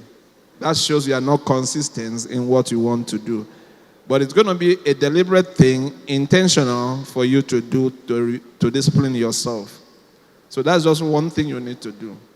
What you say you want to do, make sure you go out to do exactly that thing as at that time that you say you will do it. It might not be easy at the beginning, but the more you subject yourself to this and follow through it, over time it becomes a part and parcel of you. That's just what I want to encourage you. Start with the first step. Learn to follow your time. If you miss, don't blame yourself. Next day, try as much as possible to be rigid alone. As you do this and continue, things begin to take shape. Thank you. Just two more. Just two more, very short. I feel so alone. Please, let's listen. I feel so alone, and the problem is not having someone to talk to. It's being able to talk. It's exhausting because I have to carry everything alone. And when I feel like, yes, I'm ready to talk, I start thinking, but this person also has a lot on his or her plate. And everything, and instead of talking, I end up listening and being there for that person instead of the other way around. My dad is never impressed by me. I told him I got an award for having the highest CGPA in my level, and he only replied with a sticker. I feel so unwanted. Please see me. That would just be my answer to that question. See me. A quick one is the fact that the same bully is bullying you. He's coming to tell you that, look, another person also have the similar problem. Don't talk. That's the bully inside of your head. That's the voice talking to you. So we need to deal with that voice to be able to move forward with life. Perceptions is important, and I talk about reframing. But I understand how you say it and how it feels really. And that's why I say you cannot help yourself where you are. We need to talk together to walk through the journey so that we can get to our destination together. God helping us. Thank you so much. Thank you, sir. The last one, this is just the last one, and it's very simple. He said, good afternoon, sir. Regarding those of us in 400 level, our project has completely drained our mental health. How can we progress through this, sir? Schedule the time to take breaks. As 400 level student does not mean that 31-hour time together, time out is impossible as a group. Do something that will give you that joy. It further boosts your energy and can allow you to proceed stronger with your demanding projects. I remember that in my days we do organize picnic. We take ourselves out as a group of students just to relax outside the school environment. And that was helpful, and I would suggest you as a group can do this. That is if your university environment is about taking time out. Because now you need to take the time out, and you need to also to watch out to rest well. These are the few tips because I wouldn't want to take more of your time. Those of you working now, you know you have to sign out. Please stop. Please don't allow them.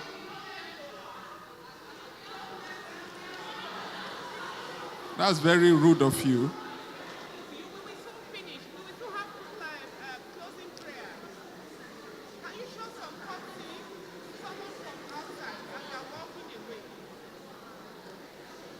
All right. Don't let them go.